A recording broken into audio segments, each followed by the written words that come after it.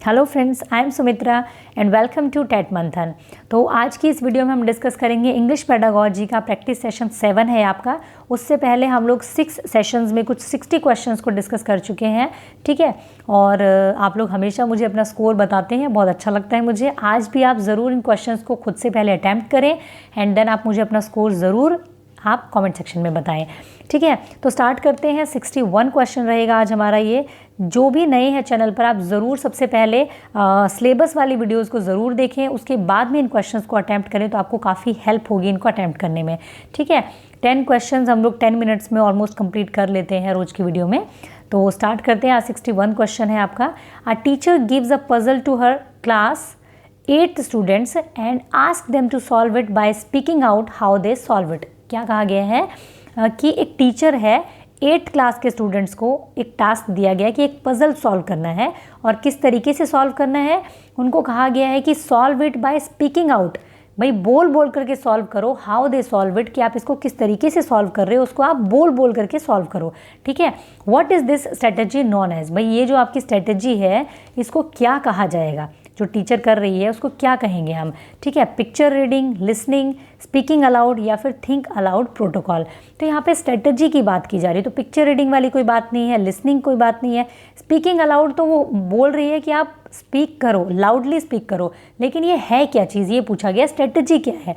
तो आपका आंसर क्या रहेगा, थिंक अलाउड प्रोटोकॉल। आपकी क्या रहेगी, वो थिंक अलाउड प्रोटोकॉल स्ट्रेटजी को यूज़ कर रही है। अब ये थिंक अलाउड प्रोटोकॉल है किस चिड़िया का नाम, ये समझते हैं। थिंक अलाउड प्रोटोकॉल क्या चीज़ होती है, भाई आप अगर किसी भी पार्टिसिपेंट को कोई टास्क देते हैं और आप उससे चाहते हैं कि भाई वो उस टास्क को किस तरीके से कंप्लीट कर रहा है, मतलब उस पजल को सॉल्व करते टाइम बच्चे जो अपने माइंड में किस तरीके की थिंकिंग लगा रहे हैं, किस तरीके की फीलिंग उनके माइंड में है, या वो क्या सोच सोच करके उस पजल को सॉल्व कर रहे हैं, क्या स्ट्रेटजी लगा रहे हैं, ये आप जानना चाहते हैं बेसिकली, तब आप ये वाली स्ट्रेटजी यूज़ करते हैं। इसको हम कहते हैं थिंक अलाउड प्रोटोकॉल। भाई हर बच्चा है वो अपनी अलग अलग थिंकिंग लगाएगा उस पजल को सॉल्व करने में, तो टीचर जो है वो उसको थोड़ी ना पता चलेगा वो क्या सोच करके पजल को सॉल्व कर रहा है। तो वो जानना चाहती है कि बच्चा जो है इस पजल को सॉल्व करने के पीछे बच्चा जो किस तरीके से रीजनिंग लगा रहा है, किस तरीके से इसको सॉल्व कर रहा है, ठीक है। तो इसलिए इसका इस्तेमाल किया जाता है ताकि वो उस बच्चे की अंदर की जो उसकी थिंकिंग है उसको समझ सके वो, ठीक है, कि वो क्या रीजनिंग लगा करके उसको सॉल्व कर रहे हैं। तो इसलिए हम इसको कहते हैं थिंक अलाउड प्रोटोकॉल। नेक्स्ट है आपका क्वेश्चन नंबर 2। क्वेश्चन नंबर 2 क्या कहता है, the main objective of remedial teaching in English language is. जैसा कि मैंने लास्ट वीडियो में आप लोगों के साथ डिस्कस किया था कि रेमेडियल टीचिंग है क्या, और मैंने आप लोगों को ये प्रॉमिस भी किया था कि नेक्स्ट वीडियो में मैं इससे मैक्सिमम क्वेश्चंस डालूंगी, ठीक है। तो यही है आपका कि रेमेडियल टीचिंग क्या है। तो आप ज़रूर उस वीडियो को पहले ज़रूर चेकआउट करें कि क्या था उस वीडियो में, हमने क्या समझा था। रेमेडियल टीचिंग क्या है ये पूछा गया। मेन ऑब्जेक्टिव क्या है, टू रिमूव पीपल वीकनेसेस, ठीक है, to solve educational difficulties and flaws, to develop good habits in people, या फिर नन ऑफ द अबव। तो ये नन ऑफ द अबव वाला ऑप्शन तो एकदम ही बेकार ऑप्शन होता है। ये तो जब एग्जामिनर के दिमाग में एक चौथा ऑप्शन आता नहीं ना, तो ज़्यादा time none of the above डाल देता है। टू रिमूव पीपल वीकनेसेस, यानी कमज़ोरियाँ दूर की जाती हैं आपकी रेमेडियल टीचिंग से, ऐसा नहीं होता है, ठीक है। गुड हैबिट्स वाली यहाँ पे कोई बात नहीं है कि आपको रेमेडी दे करके गुड हैबिट्स डाली जाती है। यहाँ आंसर क्या रहेगा, to solve difficulties, education difficulties and flaws यानी कि जो आपकी खामियाँ हैं, ठीक है, और जो आपको प्रॉब्लम्स आ रही, जो समस्याएँ आ रही है एजुकेशन में, उसको सॉल्व करने के लिए क्या किया जाता है, आपको रेमेडियल टीचिंग दी जाती है। इसको हमने लास्ट वीडियो में बहुत ही अच्छे तरीके से समझा था, तो आप उसको ज़रूर चेक कीजिएगा।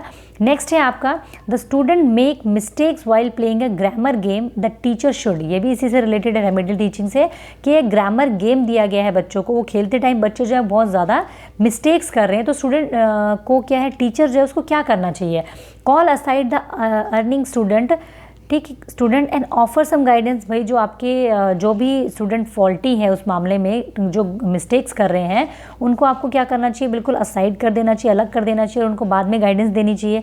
या फिर quietly note down the mistakes and discuss them with the class after the activity. भाई क्या करेंगे आप, उनकी मिस्टेक्स को चुपचाप आप नोट डाउन कर लीजिए और बाद में क्या करेंगे, एक्टिविटी के बाद पूरी क्लास के सामने डिस्कस करेंगे, ठीक है। Call aside the student in charge in the group and the instruct him और her to guide the students. See भाई क्या करेंगे, आप किसी ग्रुप को उसका चार्ज दे देंगे स्टूडेंट्स का और कहेंगे कि आप इन स्टूडेंट्स को गाइड करो।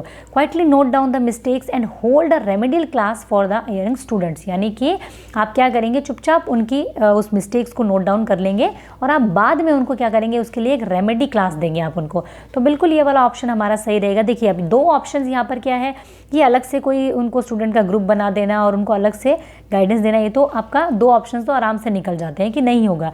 बट यहाँ पे बोला गया है कि उनकी मिस्टेक्स को हम नोट डाउन करेंगे क्वाइटली, यहाँ तक ठीक है, लेकिन ये कहा गया है कि उनको बाद में डिस्कस करेंगे क्लास के साथ में। भाई वो क्या 3 इडियट वाला डायलॉग सुना होगा आपने कि डॉक्टर अगर आपको ब्लड रिपोर्ट देता है तो उसको नोटिस बोर्ड पे थोड़ी ना लगाता है, वो आपको देगा ना। तो वही वाली बात है, अगर आपकी मिस्टेक है तो पूरी क्लास को क्यों बताया जाएगा बाद में, वो तो आपको डिस्करेज करने वाली बात होगी। यहाँ क्या है, उनकी आपको क्या करना है, उनकी मिस्टेक्स को नोट डाउन कर लेना है क्वाइटली एंड देन क्या करना है, आपको उनको एक रेमेडी देनी है। भाई बीच बीच में आप बच्चे को अगर टोकते रहेंगे तो वो क्या होगा, वो बोल नहीं पाएगा। तो आराम से आप चुपचाप नोट डाउन कर लो और बाद में उसको उस चीज़ की रेमेडी दे सकते हैं हम, ठीक है। तो ये आपका ऑप्शन रहेगा। 64 क्या है आपका, which of the following is the base of remedial teaching. Base क्या होता है आपका रेमेडियल टीचिंग का, भाई किस बेस पर आप रेमेडियल टीचिंग करते हैं, self examine assessment, aptitude test, diagnose test या फिर टेक्स्ट बुक टेस्ट, ठीक है।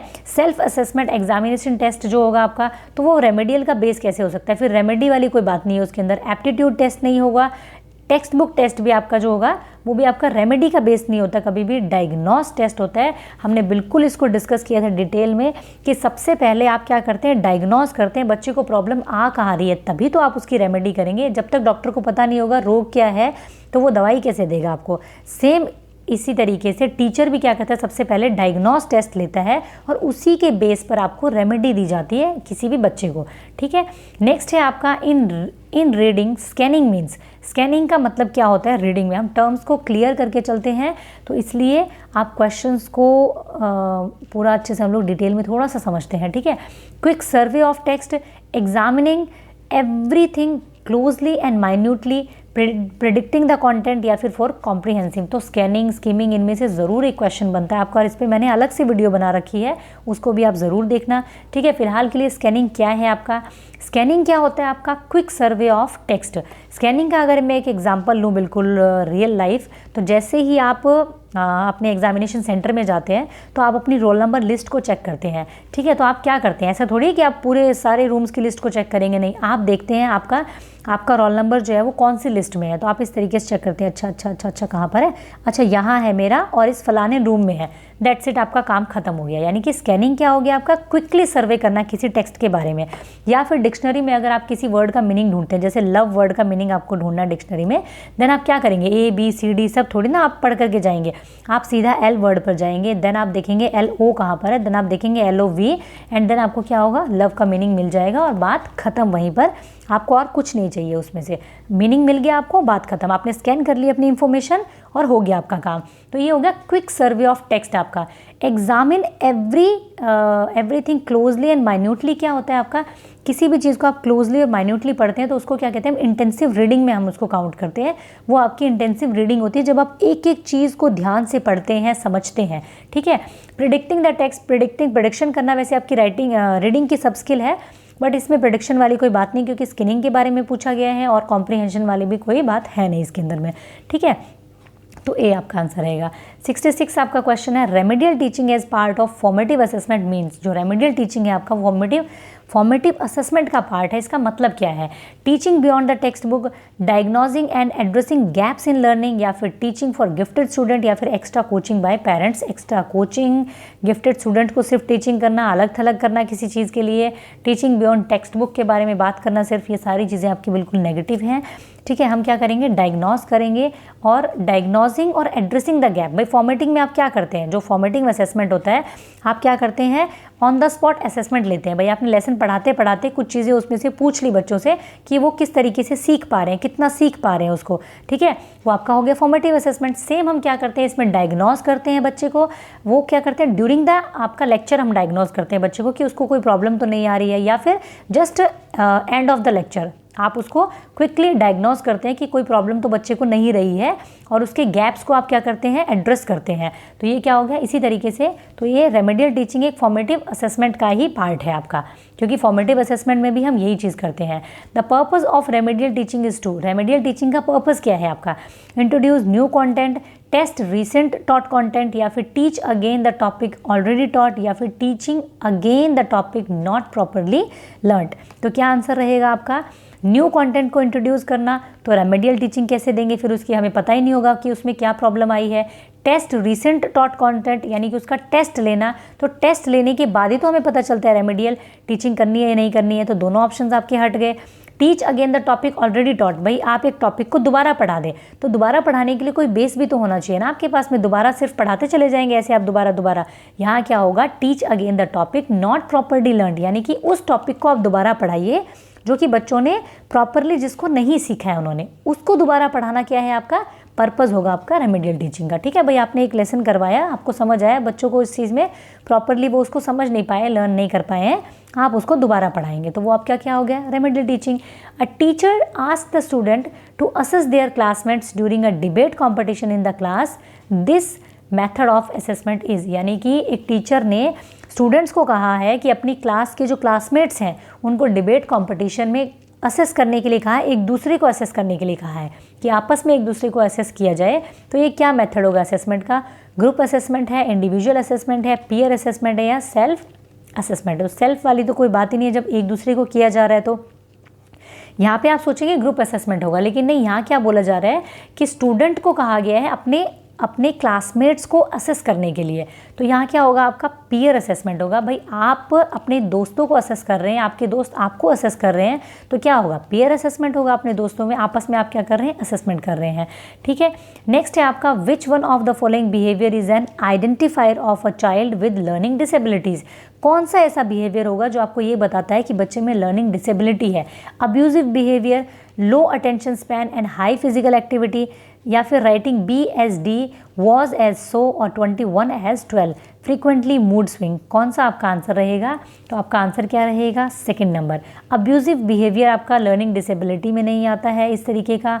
लो अटेंशन स्पैन और फिजिकल एक्टिविटी ज़्यादा है, ये भी आपकी कोई डिसेबिलिटी में नहीं आता है। फ्रीक्वेंटली मूड स्विंग होना बच्चे का, ये भी कोई डिसेबिलिटी नहीं है। लेकिन हाँ, अगर बच्चा B को D लिखता है, वॉज को 100 लिखता है, गॉड को डॉग लिखता है या डॉग को गॉड लिखता है, 6 को 9 लिखता है, इस तरीके की हरकत अगर बच्चा करता है तो लिखने वाली कंडीशन में हम क्या कहेंगे, इसको डिस्ग्राफिया कहेंगे। और अगर वो पढ़ता है तो उसको कहेंगे डिसलेक्सिया। ठीक है, दोनों ही एक दूसरे को अफेक्ट करते हैं ये।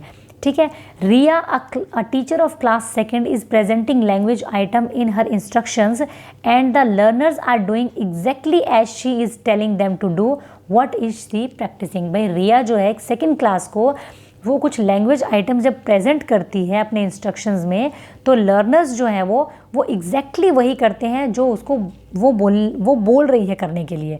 तो इसको क्या कहेंगे हम, किस चीज़ की प्रैक्टिसिंग है ये, communicative language method, total physical response, direct method, या फिर ऑडियो लिंगुअल मेथड। ठीक है, तो कम्युनिकेटिव लैंग्वेज मेथड तो आपका ये है नहीं कि कम्युनिकेशन वाली यहाँ कोई बात नहीं है, वो तो टोटली आपको जो टीचर बोल रही है बच्चे उसको क्या कर रहे हैं, एज इट इज़ उसको आगे एक्शंस कर रहे हैं उस पर। ऑडियो लिंगुअल मेथड भी आपका ऑडियो लिंगुअल से रिलेटेड हो गया। डायरेक्ट मेथड यानी कि इंग्लिश टू इंग्लिश जब बात की जाए, आपकी मदर टंग बीच में ना लाई जाए। यहाँ क्या होगा, टोटल फिजिकल रिस्पॉन्स। भाई टीचर है, जैसे कि आपको एक पोएम पढ़ा रही है सेकंड क्लास की टीचर, वो आपको बता रही है अच्छा चंदा मामा गोल गोल, तो बच्चे भी साथ में बोल रहे हैं गोल गोल, मम्मा की रोटी गोल गोल, तो बच्चे साथ में बोल रहे हैं गोल गोल।